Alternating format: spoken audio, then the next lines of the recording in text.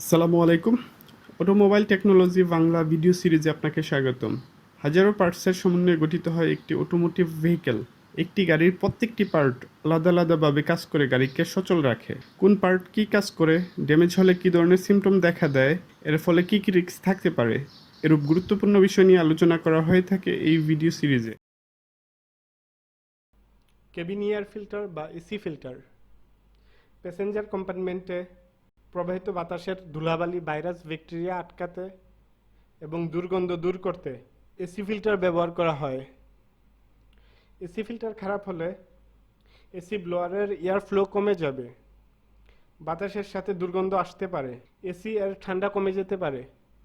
তাই নিয়মিত AC filter check করে পরিবর্তন অথবা পরিষ্কার করে নিতে হবে।